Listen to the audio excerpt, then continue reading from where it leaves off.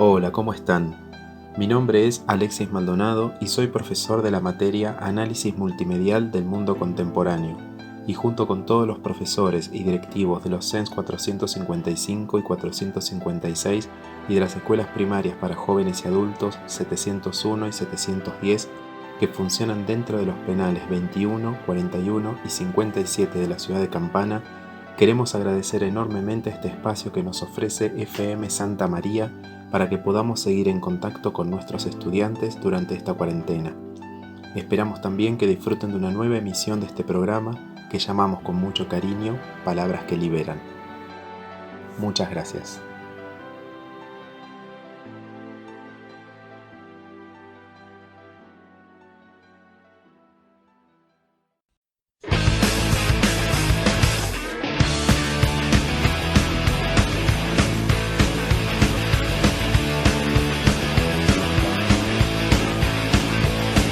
Palabras más o menos ayer me decían.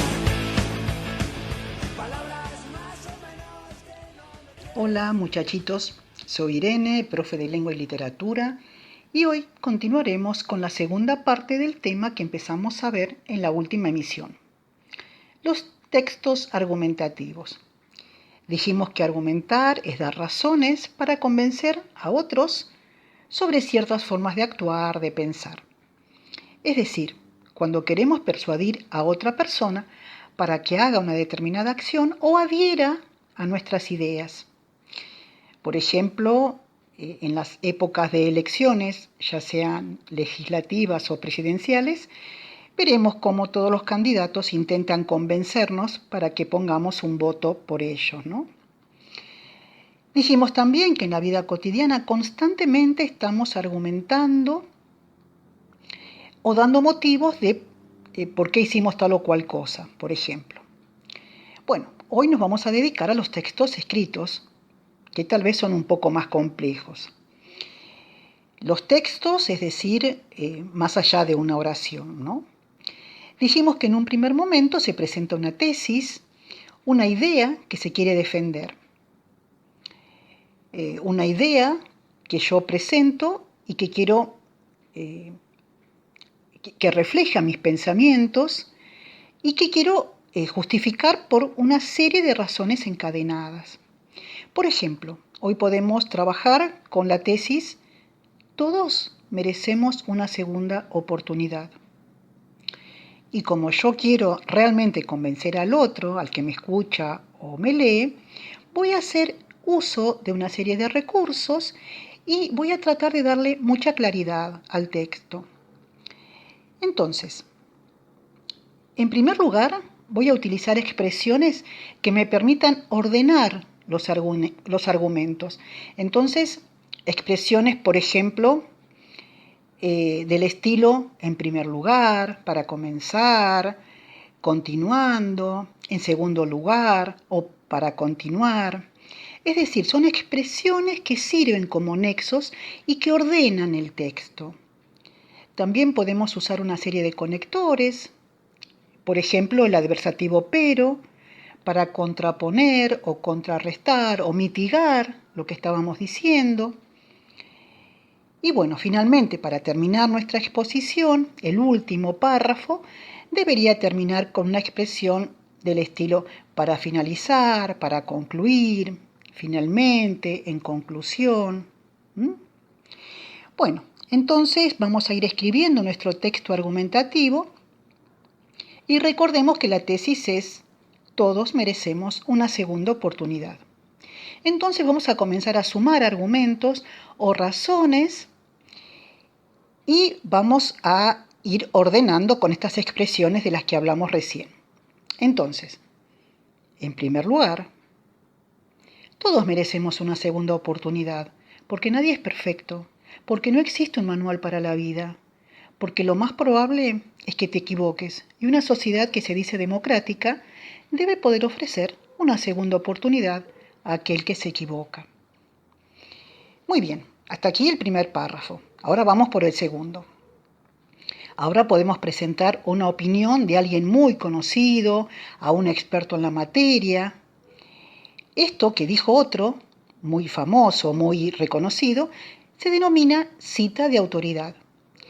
Y hay que recordar que si yo la uso en forma escrita, debo colocarla entre comillas, porque es lo que dijo otro, ¿no? Y a esta cita la ubico luego de colocar un organizador textual. Por ejemplo, en segundo lugar, como sostiene el famoso abogado Juan Molpeceres, todos los lobos son culpables si solo escuchan la versión de Caperucita. Creemos que si nos escucharan más, nos comprenderían mejor, porque no hay una verdad única con mayúsculas. Bueno, ahí el segundo párrafo y ahí una cita de autoridad, un recurso del cual hace mucho uso el texto argumentativo. Bueno, ahora por ejemplo podemos poner un ejemplo de vida que nos sirva para ilustrar claramente la idea que sostenemos. Recuerden que ya estamos en el tercer párrafo y comenzamos con otra frase para organizar. Entonces podemos empezar con para continuar, en tercer lugar, ustedes elegirán, ¿no? Pero ya tenemos el tercer párrafo, ponemos punto aparte.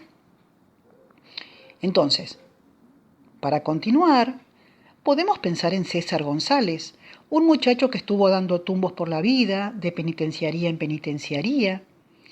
En una de ellas descubrió la palabra poética y escribió poemas y cuanto quiso. El seudónimo que utilizó fue Camilo Blajakis. Esta segunda oportunidad lo convirtió en un ser brillante, en una persona que puede vivir de lo que piensa y ha hecho de su vida un alegato constante. Y como dice la licenciada Soledad Ferrari, una de nuestras profes, de vez en cuando la vida nos presenta oportunidades, a veces más visibles, a veces no tanto, pero estará en nosotros tomarlas o dejarlas pasar. Solo tenemos que animarnos a transformar nuestra realidad. Muy bien, como vemos, vamos juntando razones, vamos juntando ejemplos, vamos juntando citas. Llegamos al cuarto párrafo. ¿Con qué comenzamos?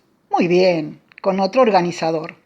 Por ejemplo, para ir terminando, para ir concluyendo. Es importante lo que dijo María Moore, una abogada penalista. Ella decía, ¿cuál es nuestra inocencia? ¿Cuál es nuestra culpa? Nadie está a salvo. Y es que cuando una persona estafa, engaña, mata, falla ella, claro que sí, pero también falla el Estado y la sociedad porque no han sido capaces de prever y evitar ese delito. Bueno, ya estamos en el último párrafo. El último párrafo tiene que ser contundente. Por ejemplo, para finalizar, terminamos con la gran pensadora española Concepción Arenal, quien decía, abrir escuelas y cerrarán cárceles. Siempre es mejor evitar que castigar. Hasta ahí la cita, que la colocamos entre comillas, ¿no? Y es aquí donde todos jugamos un papel importante. La sociedad, porque no proveyó de las suficientes oportunidades. Y nosotros porque, bueno, vaya a saber por qué. Pero lo seguro es que todos y todas nos merecemos una segunda oportunidad. Muy bien, jovencitos, hasta acá la explicación. Vean cómo en el último párrafo retomamos todo lo que veníamos diciendo para fortalecer esa defensa, la defensa de nuestra tesis, e impulsamos al que me escucha a adherir a esta tesis y a pensar en que probablemente nosotros tengamos bastante razón. Muy bien, muchachitos, hasta acá llegamos con el texto argumentativo. Miren los organizadores, repasen las herramientas que utilizamos, el ejemplo, las citas de autoridad, las razones. Y estaría buenísimo que ustedes pensaran 2 o 3 razones más para agregar a este texto y defender la tesis. ¿Se animan? Claro que sí. Nos vemos. Abracitos.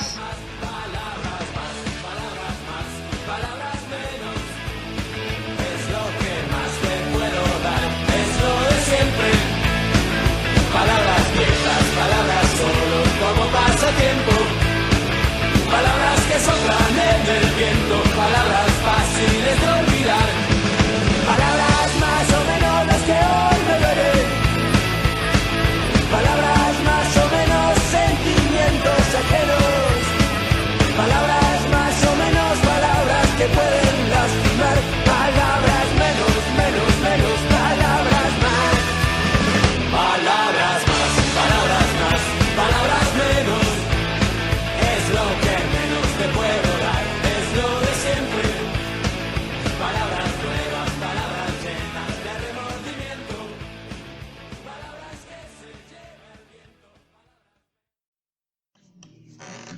Hola, soy Fabián y el preceptor del SENS. Y hoy te quiero leer algo que me dejó pensando a mí, por eso lo quiero compartir. Se llama Querido Yo. Hace tiempo que no hablamos. De tanto mirar al futuro a veces me olvido incluso de ti, del pasado y el presente, de lo que nos trajo aquí y a este punto en el que estamos. Me olvido de ti incluso al mirarme en el espejo, cuando cruzamos miradas y mi cabeza se pone a buscar defectos, a contar los peros que otras puedan encontrar. Me escudo siempre en la falta de tiempo, en que vivo ocupado y que no tengo un solo momento para ti. Miento, siempre me miento. Me sobra tiempo y lo que me falta es valor para mirarte a los ojos y decir en voz alta todas esas dudas que me asaltan cuando al fin te enfrento. Te tengo miedo, miedo de mirarte y que no me guste lo que veo, miedo de haberte fallado, de no haberme convertido en aquel que un día te prometí.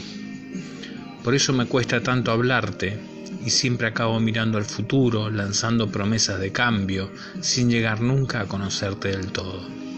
Verás, me he dado cuenta de que sin ti no hay nada que valga, que la vida está vacía y nada llena ese desencanto en el que te guardé. Por eso hoy estoy aquí, para enfrentar mis miedos y demostrarme que, después de todo, ser tú es bastante bueno. Tal vez mis miedos sean infundados, las dudas sean absurdas y no haya nada de malo en ser como eres. Tal vez lo bonito esté en lo diferente y yo esté exagerando al esquivarte en cada espejo. ¿Será que me olvido siempre de esa perfecta imperfección que asoma en tu mirada, cuando al fin te miro a los ojos y comprendo que después de todo hay mucho de bueno en ti?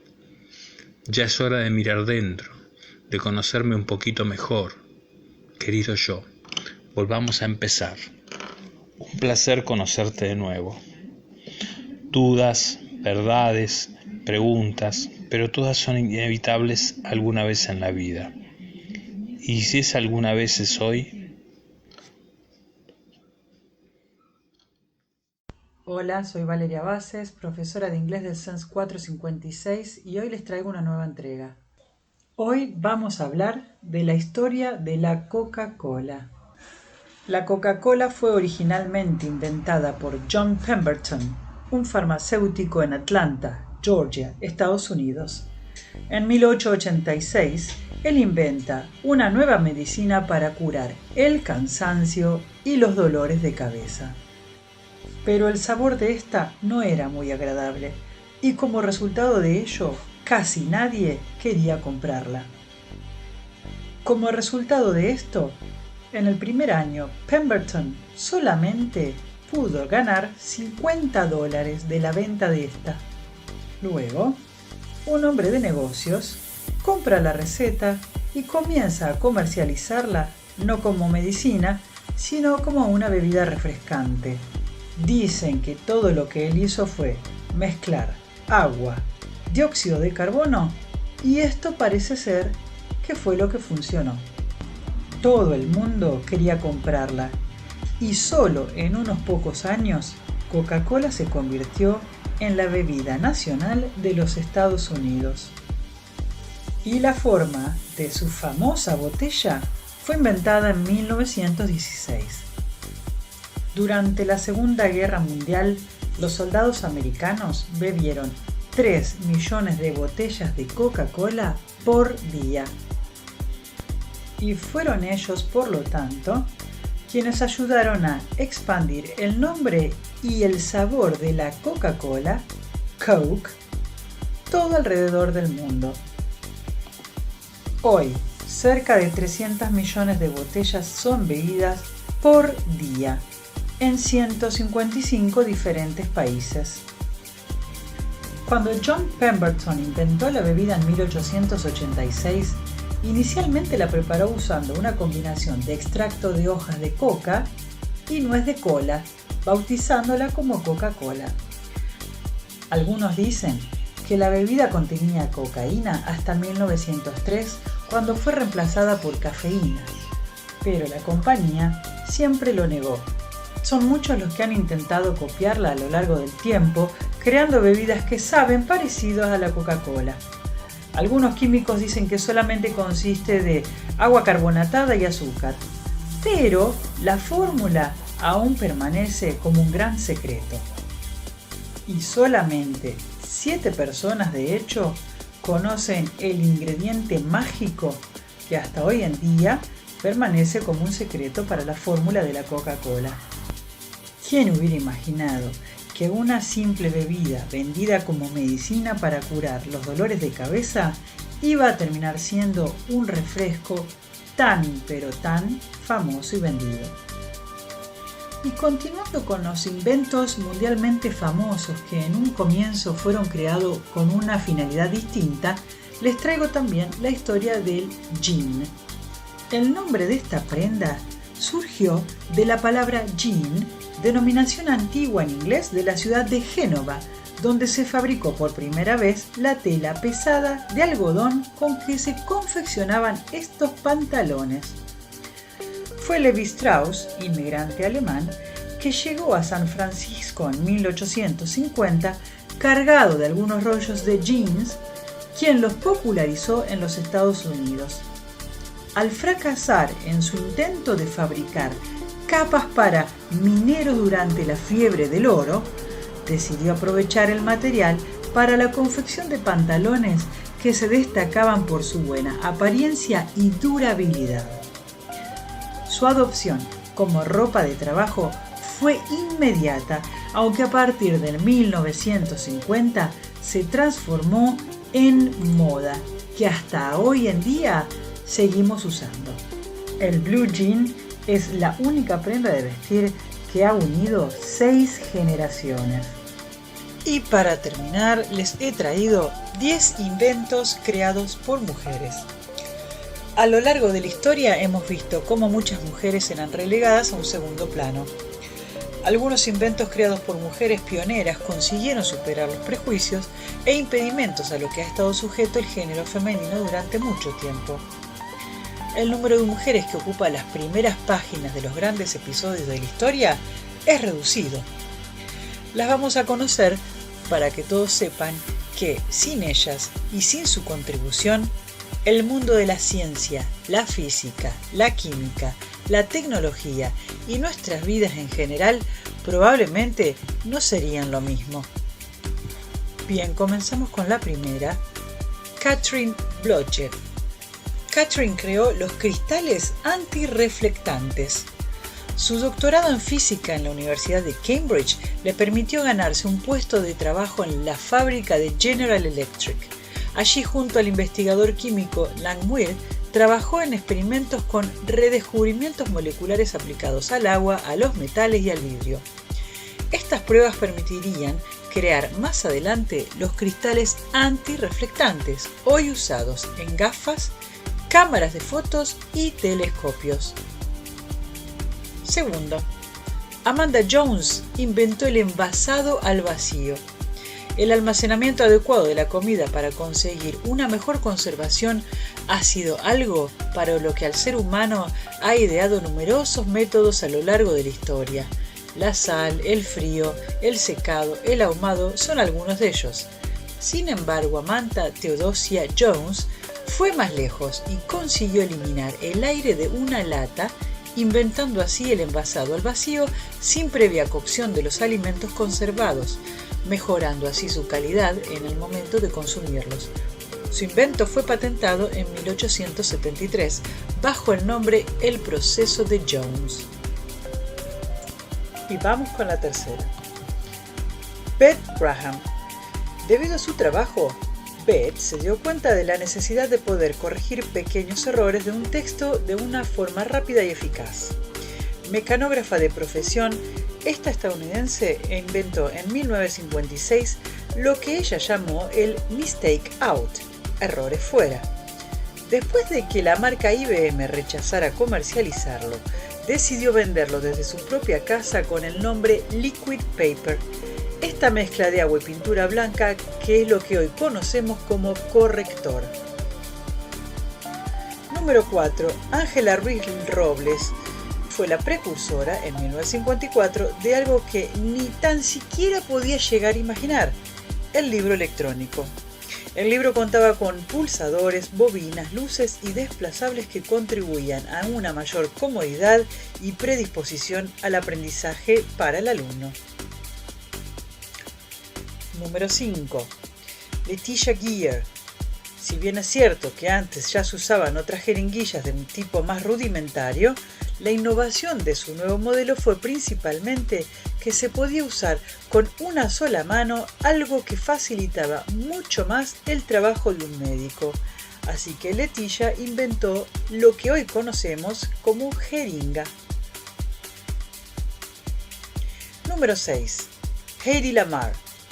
Cuando esta mujer austríaca de capacidades intelectuales extraordinarias empezó a estudiar una ingeniería, no podía imaginar que el desarrollo de la técnica de conmutación de frecuencias que llevó a cabo en 1940 contribuiría años más tarde a la creación de nada más y nada menos que la tecnología Wi-Fi y Bluetooth.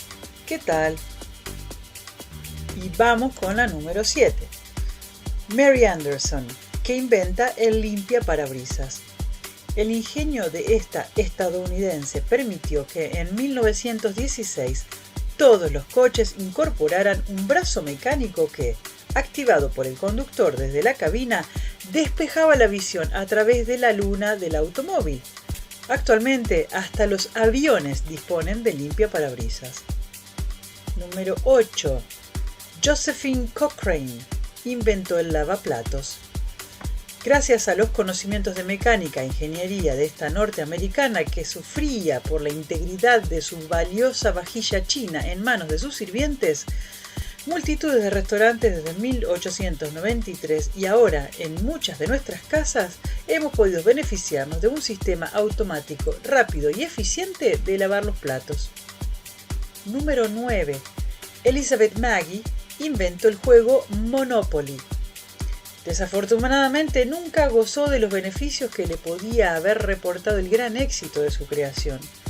En la década de los 30, Charles Darrow modificó su aspecto, cambió algunas normas y lo bautizó por primera vez con el nombre de Monopoly. Y por último, número 10, Stephanie Kwolek inventó el Kevlar. El Kevlar es un componente capaz de producir una fibra muy fina pero extremadamente resistente que en la actualidad se usa en cables, chalecos antibalas e incluso en la industria espacial. Bien, y eso ha sido todo por esta emisión. Les mando un gran saludo y espero que estén todos bien. Nos veremos en la próxima. Chau, chau. Hola gente, ¿cómo les va? Espero que estén bien. Soy Gladys y hoy les voy a leer un cuento que se llama Marcela a horario. Su autora es Mercedes Pérez Savi. Para Marcela lo único importante en ese momento era llegar a horario a la oficina. En la parada del 22 se sopló el flequillo y sacudió su pelo rubio y lacio. Una viejita coqueta con una luna carmesí en cada pómulo le preguntó la hora. Marcela casi se muere cuando le dijo eran las 8:40.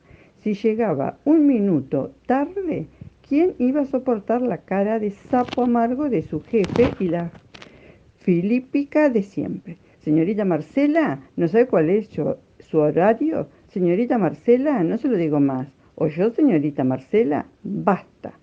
Paró un taxi, abrió la puerta y subió. Sintió que el pantalón elastizado le apretaba las caderas y le gustó. El taxi olía a desodorante dulzón. Un asquete. El chofer, un flaco morocho, pulsó el reloj y empezó el tiki-taka, tiki-tac. A Piedras y Rivadavias, le ordenó mientras buscaba el esmalte de uñas. Sacudió el frasquito y empezó a pintarse. Pulgar, índice, hasta terminar con las uñas de la mano izquierda.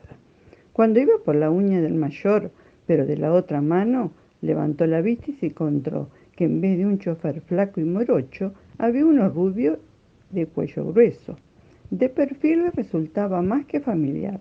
Los ojos de Marcela buscaron en el espejo la cara del hombre. ¿Pero cómo? ¿Qué hace mi papá acá?, pensó. El chofer, o mejor dicho, su papá, con una voz gruesa de fumador, le reprochó: «Siempre apurada, Marcelita. Desde chiquita te vengo diciendo que te ordenes con los horarios». Y encendió la radio.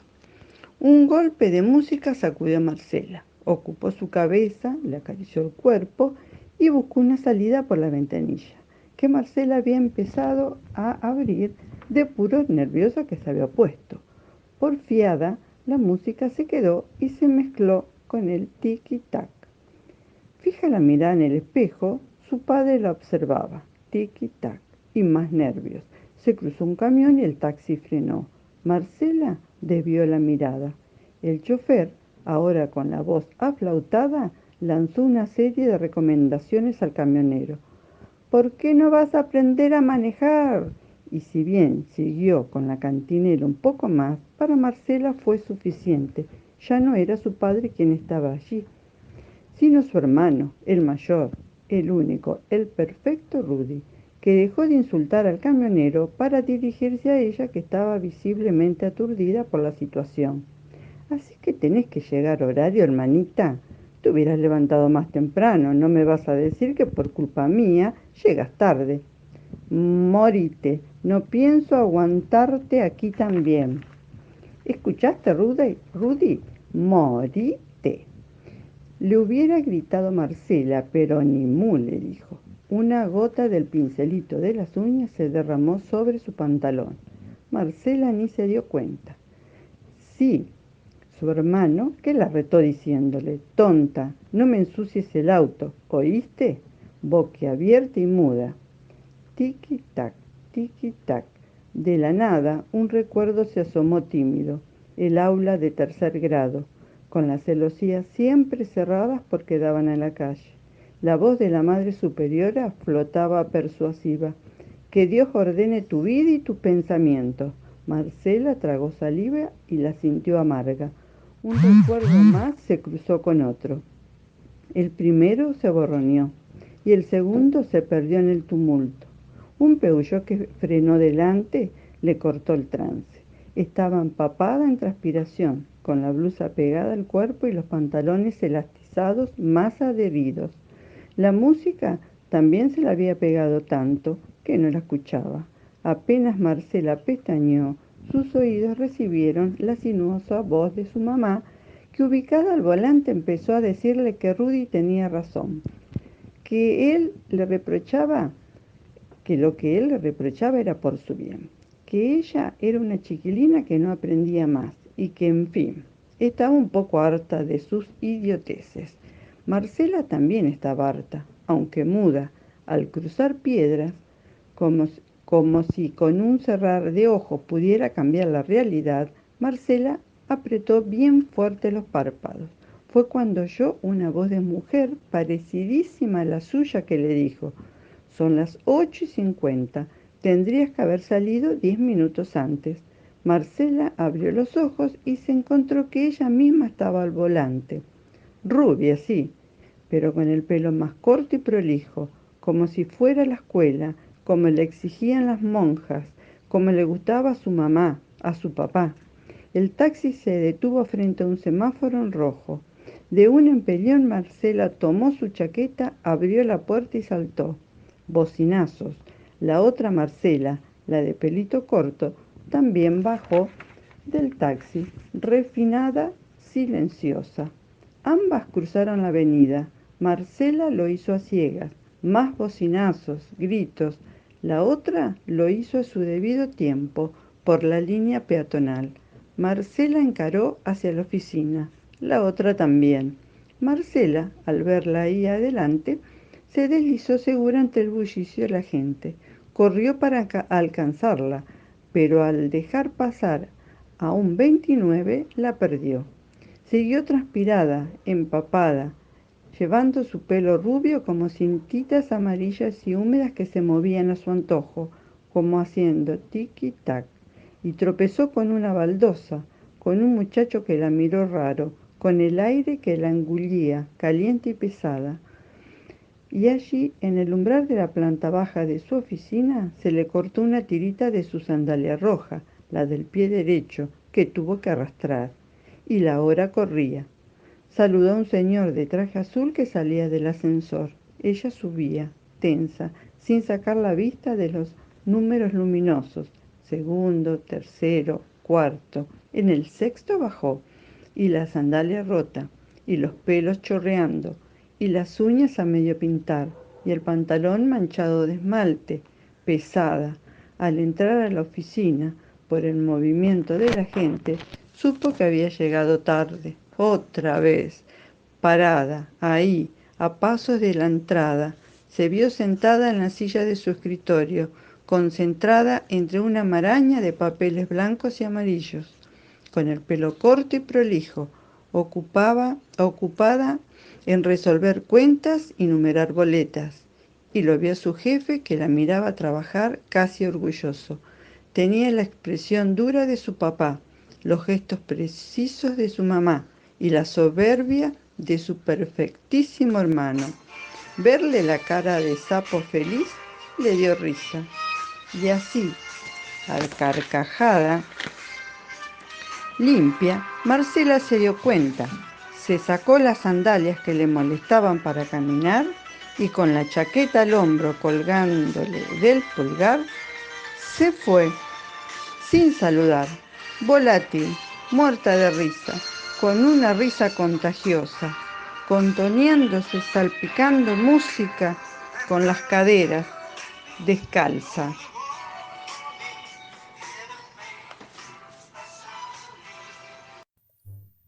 Hola chicos, mi nombre es Verónica, soy profesora de física en el CEP 455 y 456.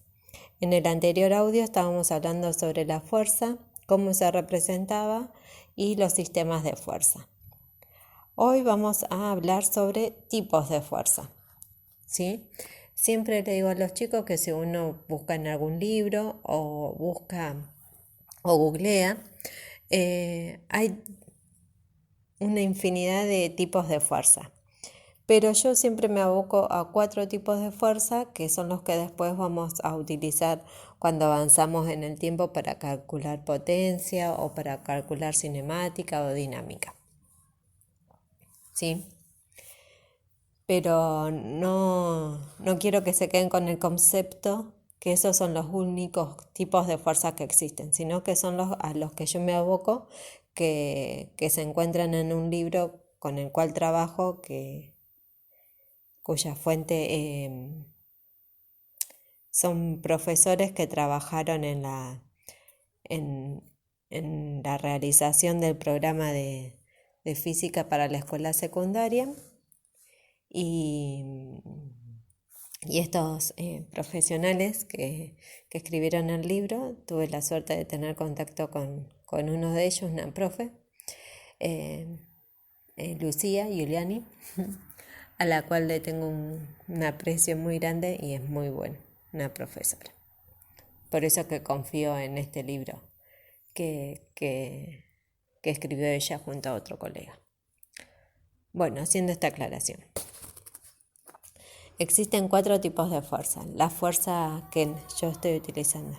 La fuerza elástica, la fuerza normal, la fuerza de rozamiento y la fuerza peso. ¿Sí?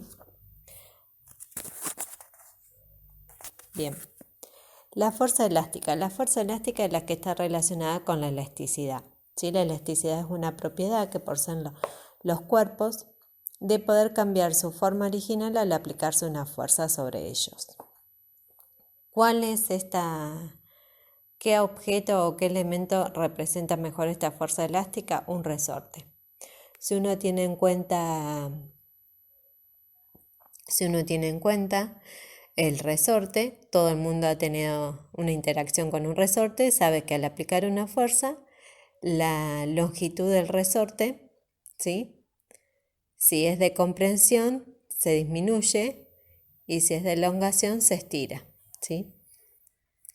nosotros tenemos un resorte y si a ese resorte le colgamos un objeto, dependiendo de la masa de ese objeto, puede quedar como está, o sea, no variar su longitud o puede estirarse, ¿sí? Bueno, entonces la fuerza elástica, esta de la cual estoy hablando, tiene una forma de expresarse matemáticamente, que es lo que nosotros le decimos las fórmulas matemáticas o las ecuaciones matemáticas, la cual depende esta fuerza elástica de una constante que depende de cada resorte en particular y de un delta, ¿sí? O de una diferencia de elongación. ¿Qué sería esto? Es la diferencia, la resta entre la longitud original del resorte. Supóngase que el resorte sin ningún objeto mide, por decirle, 15 centímetros, ¿sí? Y al colgarle un objeto cuyo peso sobrepase la fuerza del resorte, la resistencia al resorte, se estire de 15 pase a 20 centímetros, ¿sí?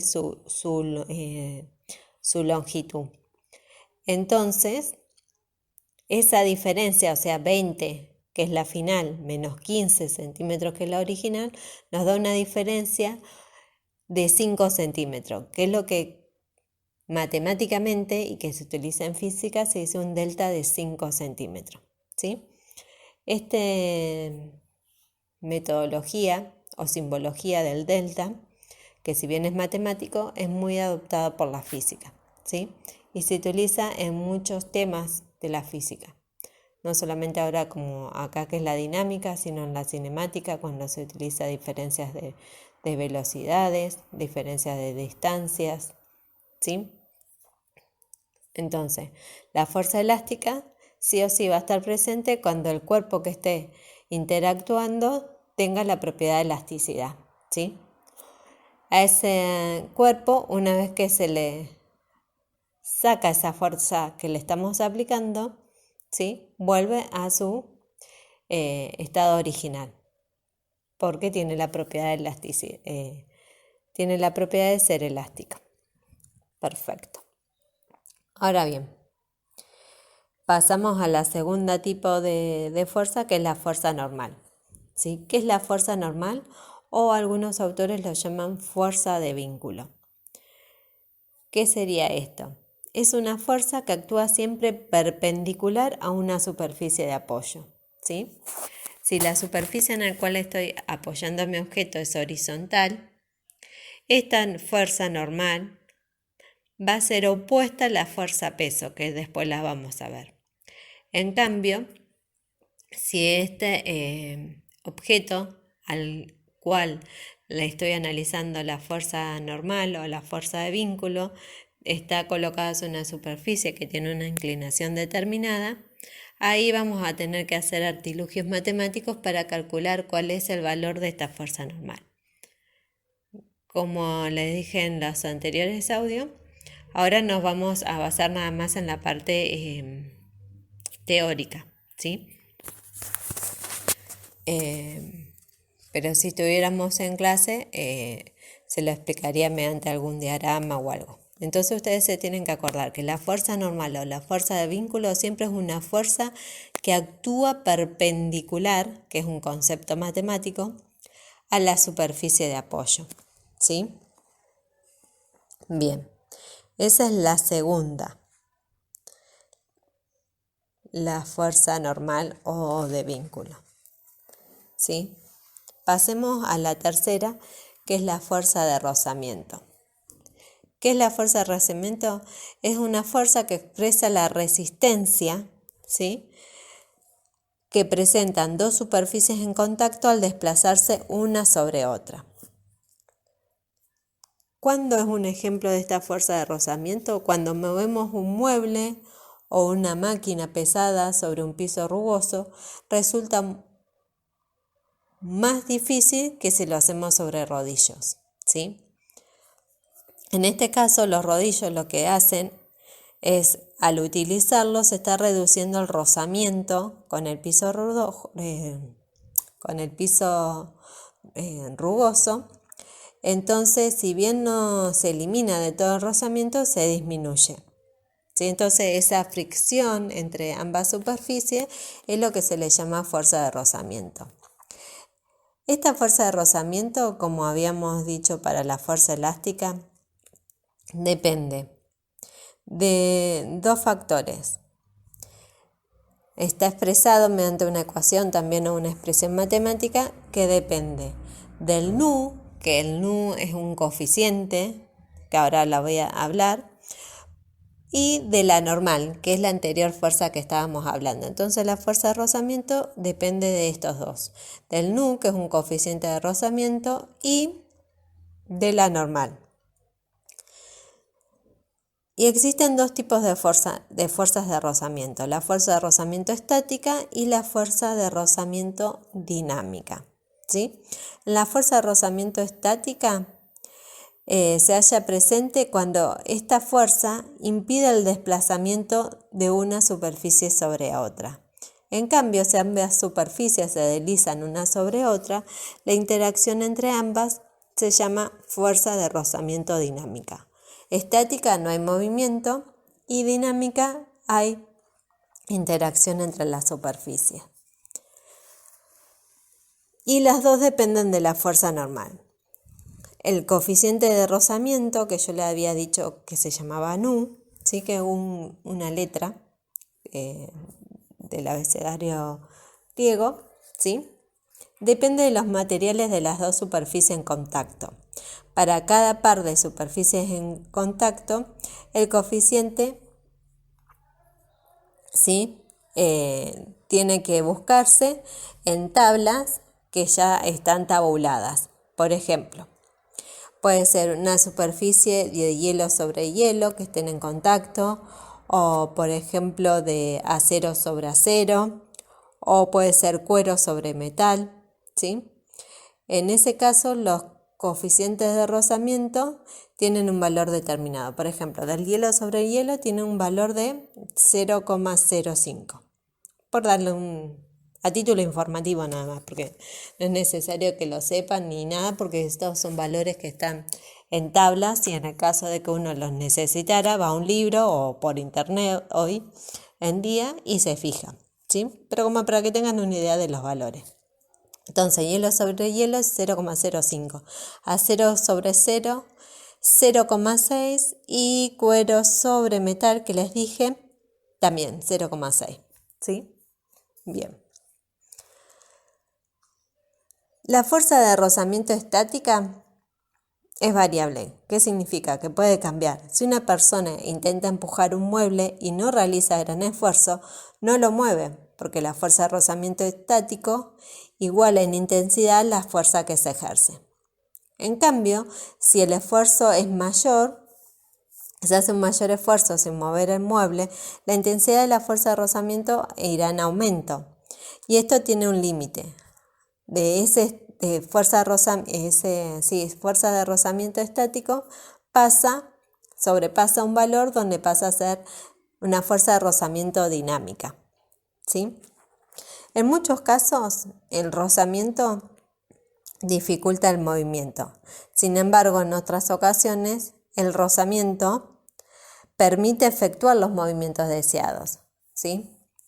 ¿Cuándo es que dificulta el movimiento? Por ejemplo, cuando les hablé de un mueble que se quería correr sobre un piso rugoso.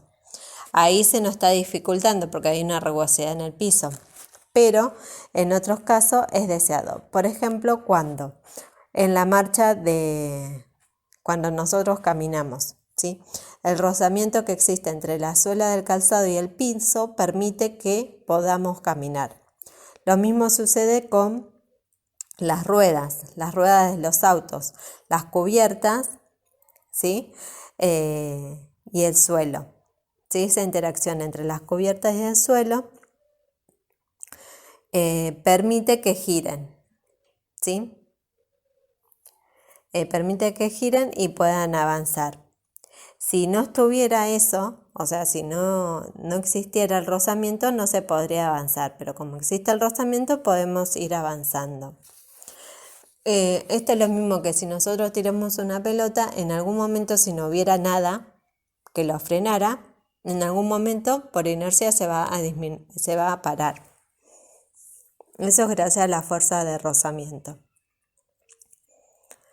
Por eso que si uno va a lugares donde nieva mucho, los autos se ponen cadenas que les permite adherirse al suelo, porque si no se pierde la adhesión al suelo, al haber hielo en el piso.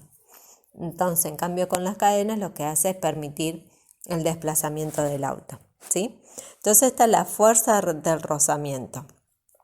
No importa, era esto desde el nu, del coeficiente de rozamiento, que es estática o dinámica. Todo eso es a título informativo para que ustedes sepan. Lo importante que ustedes se tienen que quedar, que la fuerza de rozamiento, ¿sí?, es la resistencia que presentan dos superficies en contacto al desplazarse una con otra, ¿sí? Vuelvo a repetirles los dos ejemplos.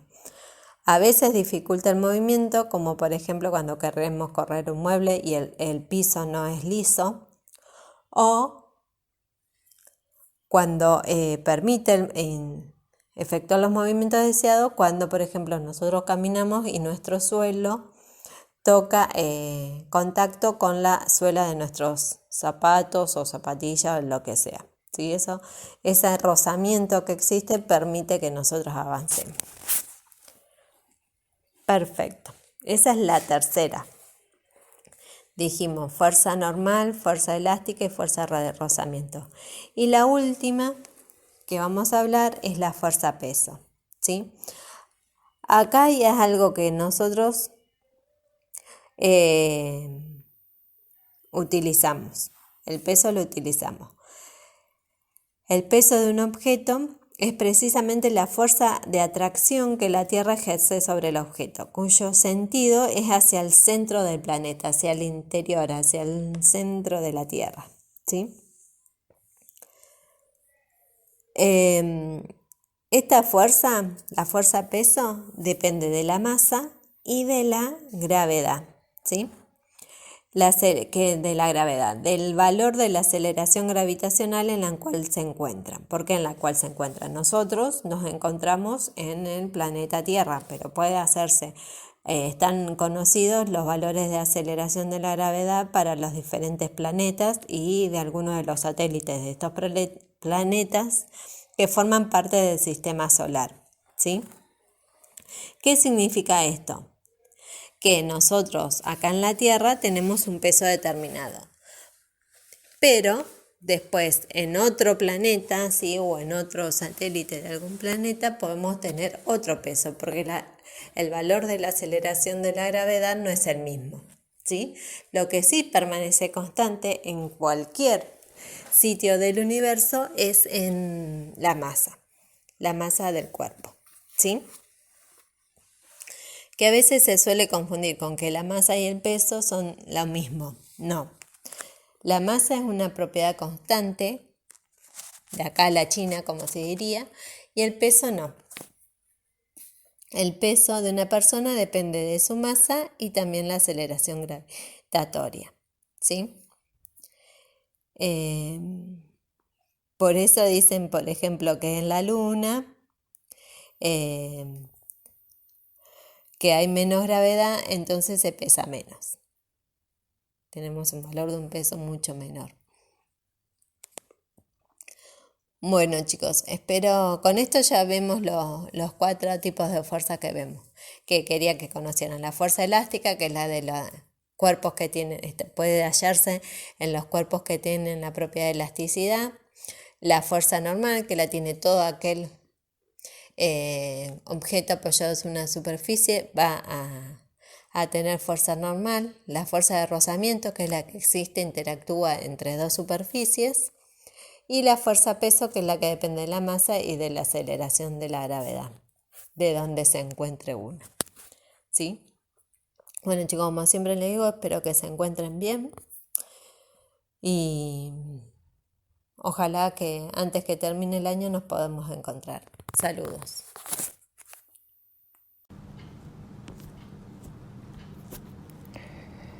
Hola, ¿cómo les va? Mónica, del módulo C. Espero espero que estén bien. Y bueno, ahora les voy a leer una carta que Einstein le escribió a su hija, el amor. A finales de los 80, Líser, la hija del célebre genio, donó 1.400 cartas escritas por Einstein a la Universidad Hebrea con la orden de no hacer público su contenido hasta 2 décadas después de su muerte. Esta es una de ellas, que se le escribió a ella, a Líser. Cuando propuse la teoría de la relatividad, muy pocos me entendieron y lo que te revelaré ahora para que lo transmita a la humanidad también chocará con la incomprensión y los prejuicios del mundo. Te pido aún así que la custodies todo el tiempo que sea necesario, años, décadas, hasta que la sociedad haya avanzado lo suficiente para acoger lo que te explico a continuación. Hay una fuerza extremadamente poderosa para la que hasta ahora la ciencia no ha encontrado una explicación formal. Es una fuerza que incluye y gobierna a todas las otras y que incluso está detrás de cualquier fenómeno que opera en el universo y aún no haya sido identificado por nosotros. Esta fuerza universal es el amor. Cuando los científicos buscaban una teoría unificada del universo, olvidaron la más invisible y poderosa de las fuerzas. El amor es luz, dado que ilumina a quien lo da y lo recibe. El amor es gravedad, porque hace que unas personas se sientan atraídas por otras. El amor es potencia, porque multiplica lo mejor que tenemos y permite que la humanidad no se extinga en su ciego egoísmo. El amor revela y desvela. Por amor se vive y se muere. El amor es Dios y Dios es amor. Esta fuerza lo explica todo y da sentido en mayúscula a la vida. Esta es la variable que hemos obviado durante demasiado tiempo, tal vez porque el amor nos da miedo, ya que es la única energía del universo que el ser humano no ha aprendido a manejar a su antojo. Para dar visibilidad al amor, he hecho una simple sustitución en mi ecuación más célebre. Si en lugar de E igual a mc al cuadrado aceptamos que la energía para sanar el mundo puede obtenerse a través del amor multiplicado por la velocidad de la luz al cuadrado, llegaremos a la conclusión de que el amor es la fuerza más poderosa que existe porque no tiene límites. Tras el fracaso de la humanidad en el uso y control de las otras fuerzas del universo que se han vuelto contra nosotros, es urgente que nos alimentemos de otra clase de energía. Si queremos que nuestra especie sobreviva, si nos proponemos encontrar un sentido a la vida, si queremos salvar al mundo y cada ser sintiente que en él habita, el amor es la única y la última respuesta. Quizás aún no estemos preparados para fabricar una bomba de amor, un artefacto lo bastante potente para destruir todo el odio, el egoísmo y la avaricia que asolan al planeta. Sin embargo, cada individuo lleva en su interior un pequeño pero poderoso generador de amor cuya energía espera ser liberada.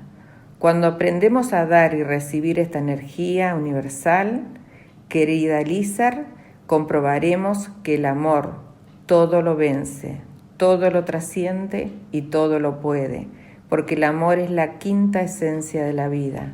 Lamento profundamente no haberte sabido expresar lo que alberga mi corazón que ha latido silenciosamente por ti toda mi vida. Tal vez sea demasiado tarde para pedir perdón, pero como el tiempo es relativo, necesito decirte que te quiero y que gracias a ti he llegado a la última respuesta. Tu padre, Albert Einstein. Me pareció precioso. Bueno, espero que lo hayan disfrutado y hasta la próxima.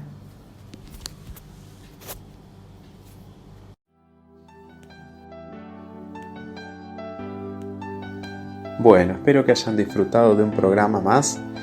Les agradecemos muchísimo habernos escuchado y bueno, nos vemos en la próxima emisión de este programa que hacemos con tanto cariño que se llama Palabras que Liberan. Cuídense y espero que estén bien. Hasta la próxima.